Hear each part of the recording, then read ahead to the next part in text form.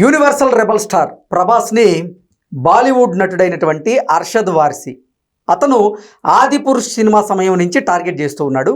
ఇప్పుడు ప్రభాస్ హీరోగా మారుతి దర్శకత్వంలో అత్యంత ప్రతిష్టాత్మకంగా తెరకెక్కిన చిత్రమైనటువంటి రాజాసాబ్ జనవరి 9వ తేదీన ప్రపంచవ్యాప్తంగా పాన్ ఇండియా మూవీగా విడుదలైంది.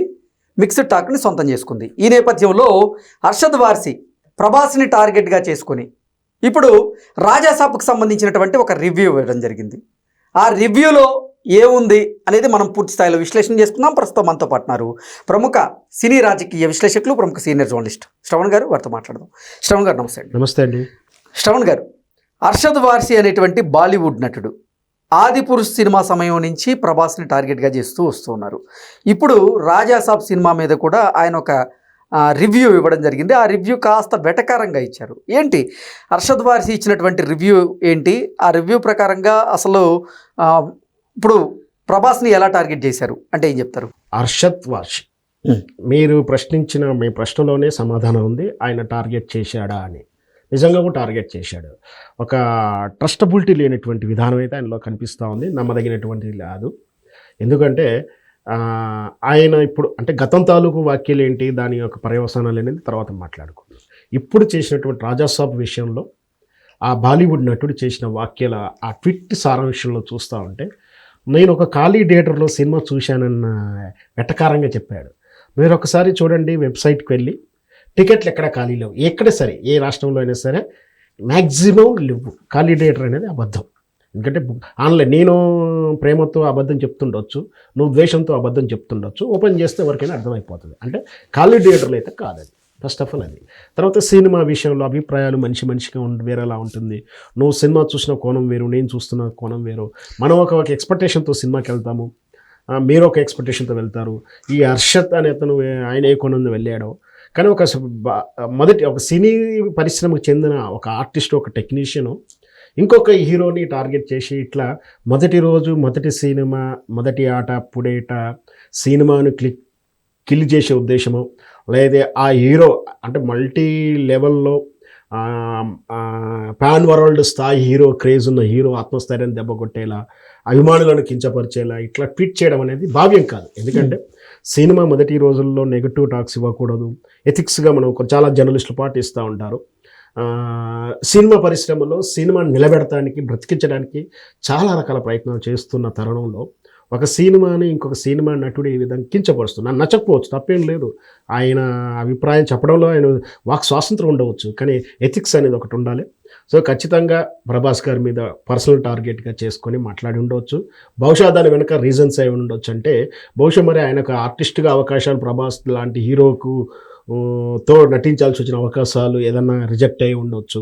అర్షద్ వార్సి మొదటి నుంచి కూడా సౌత్ ఇండియన్స్ని చిన్నచూపు చూస్తారు అనేటువంటి ప్రచారం గతంలో జరిగింది. అందులో భాగంగానే సౌత్ హీరోలను కూడా బాలీవుడ్ వాళ్ళు చిన్నచూపు చూస్తారు. అందులో ఉదాహరణగానే ఈ అర్షద్ వార్సి గతంలో చేసినటువంటి వ్యాఖ్యల్ని తీసుకోవచ్చు అంటూ చాలామంది అభిప్రాయాన్ని వ్యక్తం చేశారు కదా. ఇదే అర్షద్ వార్సి మళ్ళీ ప్రభాస్ని టార్గెట్ చేశారు. అంటే గతంలో ఆదిపురుషుని టార్గెట్ చేసుకొని కొన్ని వ్యాఖ్యలు చేశారు.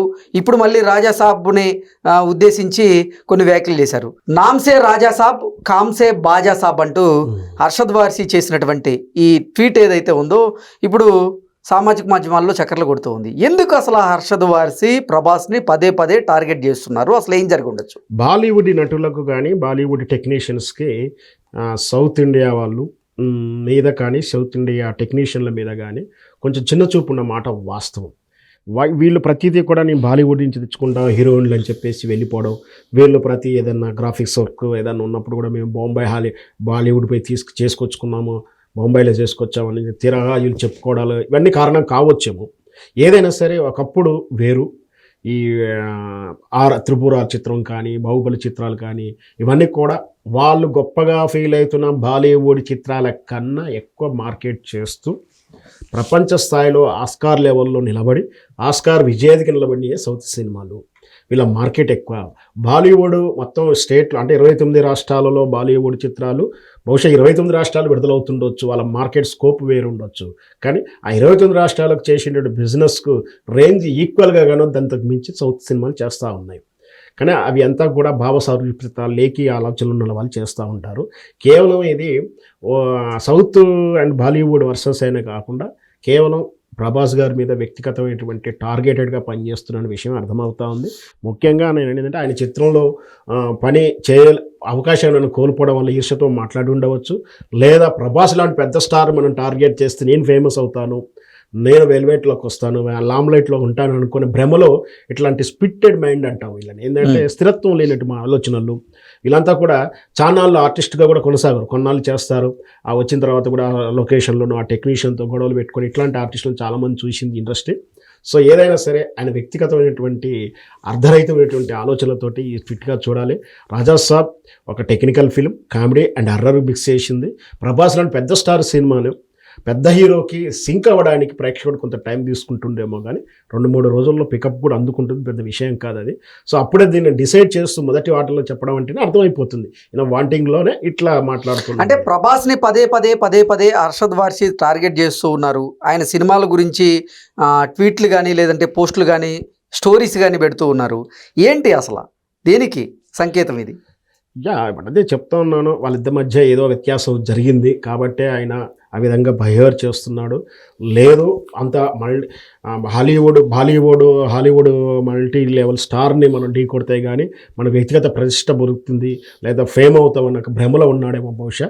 కానీ సినిమా ఆయనకి ఇట్లా అవకాశాలు రావు. అవి ఖచ్చితంగా ఆయన పెర్ఫార్మెన్స్ టాలెంట్ని నమ్ముకుంటూ వస్తాయి. ఇట్లా ట్విట్ల వల్ల ఫేమస్ అవుతాడు తాత్కాలికం, కానీ తర్వాత అర్థమైపోతూ ఉంది. 4 రోజుల తర్వాత చదివి వదిలేస్తారు, కానీ జనాలు ఎవరు వాటిని పట్టించుకోరు. సో రాజా సాబ్కు ఉన్నటువంటి ఫ్యాన్స్ ఫాలోయింగ్ ఇక్కడే కాదు, మన దేశంలో కాదు, చైనా, జపాన్, జర్మనీ దేశాలంట్లో కూడా ఎట్లా, కొరియా దేశాల్లో కూడా ఎట్లా విపరీతంగా ఫ్యాన్స్ ఉన్నారో మనం చూస్తూ ఉన్నాం. సో ఈ అర్షద్ లాంటి వాళ్ళు అలా అప్పుడప్పుడు వస్తుంటారు, వాటిని మనం పట్టించుకోకపోవడం ఉత్తమం. ఓకే అండి, థ్యాంక్ యూ సో మచ్.